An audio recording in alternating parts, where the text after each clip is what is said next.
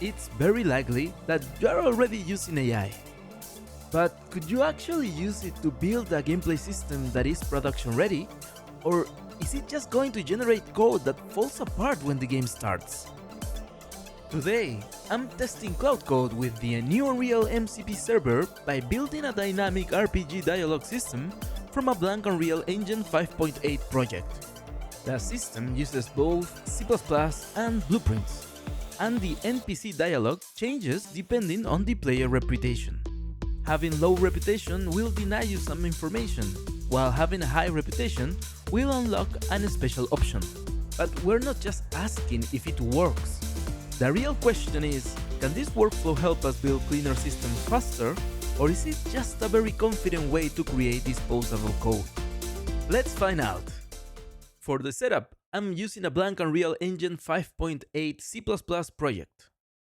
Take into consideration that the Unreal MCP server is still experimental, so I recommend checking the official setup docs because this will probably change over time. In my case, I asked Claude to help me set it up, and then I used the basic test prompt. What actors do you have selected?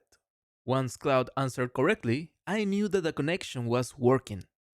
Now the interesting part starts. I'm not a prompt engineer, so before asking Claude to build a system, I asked it to help me write the prompt first. Sounds simple, but it's probably one of the most useful parts of this workflow.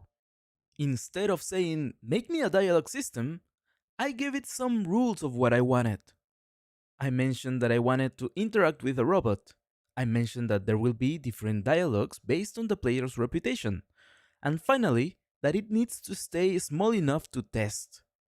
With this, I asked Claude to propose the architecture before touching the project. And yes, you actually need to read this part, because here I noticed the first issue. Claude was drifting toward a blueprint-only implementation, which is not what I wanted. So before letting it build anything, I corrected the direction. Now it was time to take a little break, walk around, and let AI do its thing. And technically, it worked.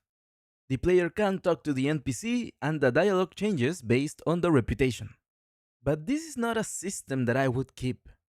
There are three obvious problems. First, pressing E keeps stacking the widget. Second, the dialogue does not really branch beyond one response. And third, the player can still move around while talking. So this is a good first pass, but not a real RPG dialogue flow yet. But because of these errors, now the test becomes more interesting. After tweaking the prompt and specifying the corrections needed, this second version is much better. Now the player switches into a first-person interaction flow, movement and camera input are locked during dialogue, and the UI can be controlled with either mouse clicks or number keys. More importantly, the reputation logic is working.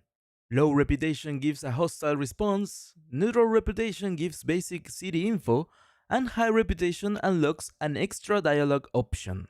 This is the first point where the system starts to feel like an actual RPG feature instead of just a test widget.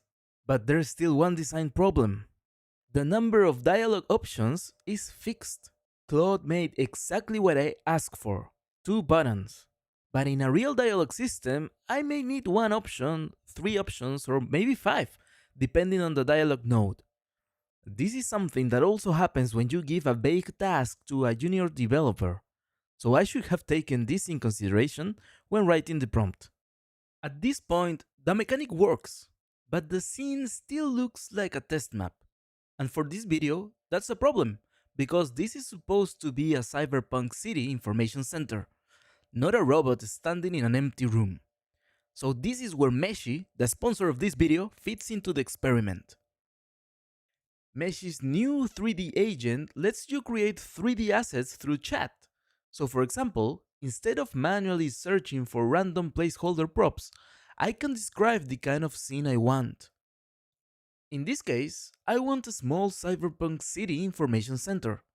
The player talks to a robot assistant, and around it, we need props that make the place feel like an actual public service hub. Things like a holographic kiosk, neon signboards, a vending machine, a bench, a terminal, street light, cables, and small city details.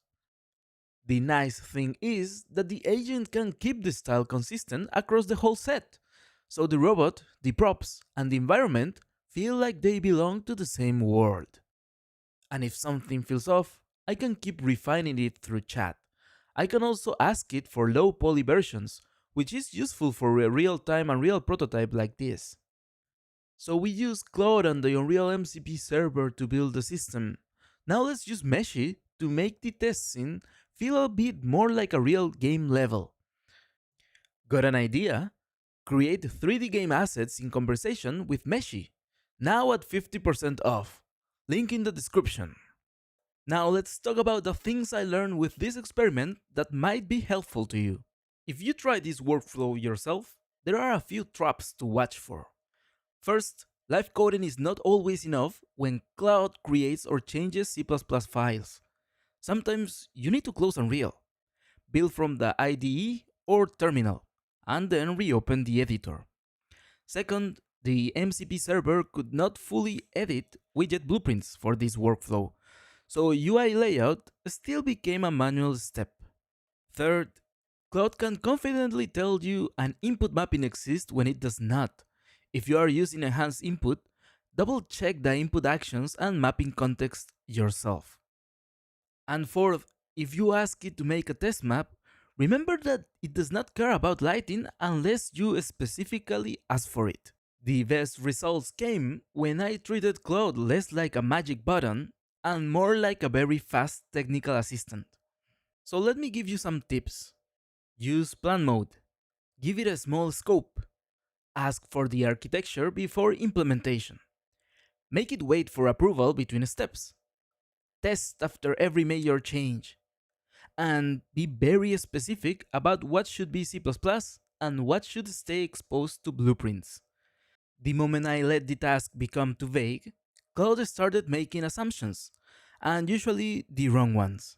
So what's the final verdict? Can Cloud Code and the Unreal MCP Server help build a dynamic RPG dialogue system in Unreal Engine? Yes! But not in the magical one prompt and now you have a finished game system kind of way. The useful part was not just that Cloud wrote the code, we already know AI can generate code. The useful part was that through the MCP server, Cloud had more context about the Unreal project. It could help move between C++, blueprints, assets, and the editor workflow faster than a normal chat window. And that was truly useful. Just remember that this is not autopilot. Cloud can still make assumptions, it can overcomplicate simple logic, it can put responsibility in the wrong class, and it can create something that technically works but does not feel like a clean game system. So the best way to use this workflow is to stay in control. Ask for a plan, review the architecture, build in small steps, test constantly, and decide yourself what belongs in C++, what belongs in blueprints, and what should not be built yet. For a blank project experiment, I think this was a good result. It gave us a working robot MPC, reputation-based dialogue, C++ and blueprint integration, and a scene that actually feels closer to a game. But the developer is still steering the project. If you want me to keep testing this workflow, let me know what systems I should try next. Make sure to give this video a like. Thanks for watching, and I'll see you in the next one.